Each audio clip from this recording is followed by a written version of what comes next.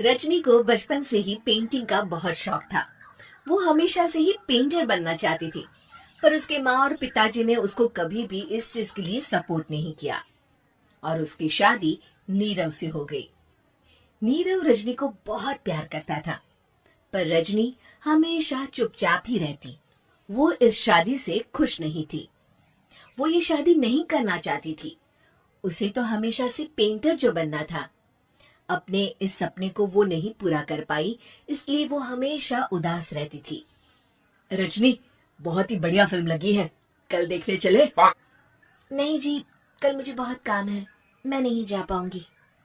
अच्छा तो कोई बात नहीं, संडे को चलते हैं। देखिए, मुझे फिल्म देखना पसंद नहीं है। आपको जाना है तो चले जाइए।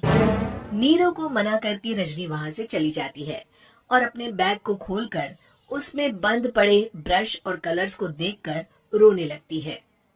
रजनी, चलो ना कहीं बाहर खाने चलते हैं, कुछ तुम्हारी पसंद का। जी, मुझे नहीं जाना, मेरी तबीयत ठीक नहीं है। रजनी वहां से चली जाती है। नीरव को समझ नहीं आता कि रजनी उससे इतना दूर क्यों रहती है। वो जब भी उसके साथ वक्त बिताना चाहता है, रजनी कोई ना कोई बहाना बना देती है। एक दिन घर पर कोई नहीं था। रजनी घर का सारा काम जल्दी से खत्म कर लेती है। घर पर अकेले होने के कारण वो सोचती है कि वो आज पेंटिंग करेगी। वो अपने कमरे में जाकर पेंट ब्रशेस और कलर्स निकालकर जैसे ही कलर मिक्स कर रही होती है कि दरवाजे पर बेल बज जाती है। अब कौन आ गया इस वक्त? इतनी मुश्किल से तो मुझे पेंट करने का मौका मिला है। रजनी दरवाजा खोलती है तो उसकी सास अपनी सहेलियों के साथ खड़ी होती है और सब घर के अंदर आ जाते हैं। अरे बहू, सबको शरबत बनाकर पिला दे, बाहर तो बड़ी गर्मी है। उफ। जी। रजनी पेंट ना कर पाने से उदास हो जाती है। उसे गुस्सा भी आ रहा होता है कि उसने इस शादी के लिए हाँ क्यों कह दी। वो रसोई में जा रही होती है कि उसकी सास उसे रोकती है। बहू, सबके खाने का भी इंतजाम कर लेना, आज का लंच तो ये सब यही करेगी। हाँ। रजनी बिना कुछ कहे रसोई में चली जाती है। सबके लिए खाना बनाती है। सब खाना खाते हैं और रजनी घड़ी देखती है कि ये सब कब जाएंगे ताकि वो अपनी पेंटिंग कर सके। जब शाम होती है तब सब चले जाते हैं अपने घर। अरे बहू, सब तेरे खाने की तो बहुत तारीफ कर रहे थे, सबको बहुत अच्छा लगा खाना। आपको मुझे सुबह बताना चाहिए था ना कि आपकी सहेलियां आ रही हैं। पता भी है कितना वक्त लगा सारा खाना बनाने में। अरे बहू, तू ऐसे कैसे बात कर रही है मुझसे? तो और कैसे बात करूं? मैं इस घर की कोई नौकरानी नहीं हूं कि इतना काम करूंगी। रजनी अपने कमरे में जाकर दरवाजा बंद कर लेती है। शाम को जब नीरव आता है तो उसकी माँ उसे पूरी घटना के बारे में बताती है। क्या? रजनी ने आपसे इस तरह बात की माँ? हाँ, और पता नहीं उसे क्या हो गया है, शाम से बाहर भी नहीं आई है। मैंने तो कई बार आवाज दी, खाना भी नहीं खाया उसने। तू ही बात करके देख ले बेटा। नीरव अपने कमरे का दरवाजा खटखटाता है। रजनी, दरवाजा खोलो, मैं हूं। रजनी दरवाजा खोलती है और फिर वापस जाकर अपने बिस्तर पर लेट जाती है। रजनी, माँ से बात करने का ये क्या तरीका है? मैंने कोई गलत बात नहीं की है। अरे तुम क्यों ऐसे बर्ताव कर रही हो सबके साथ? क्या तुम इस शादी से खुश नहीं हो? रजनी कुछ नहीं बोलती।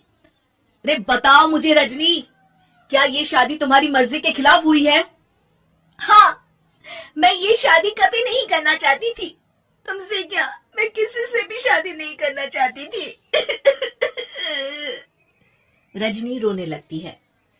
चुप हो जाओ रजनी, बताओ मुझे, तुम क्यों नहीं करना चाहती थी शादी?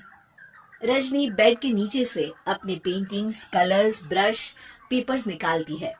इतने में उसकी सास भी कमरे में आ जाती है। ये देख रहे हो, ये थे मेरे सपने।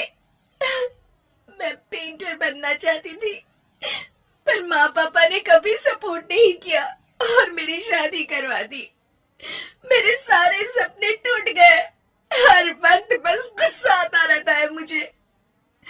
मैं जानती हूँ कि आप लोगों की इसमें कोई गलती नहीं है, पर मैं क्या करूँ, मुझे समझ में नहीं आता।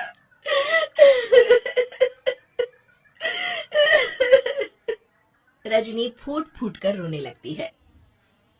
मुझे माफ कर दीजिए, आप दोनों के साथ मैं बहुत बुरा बर्ताव कर रही हूँ।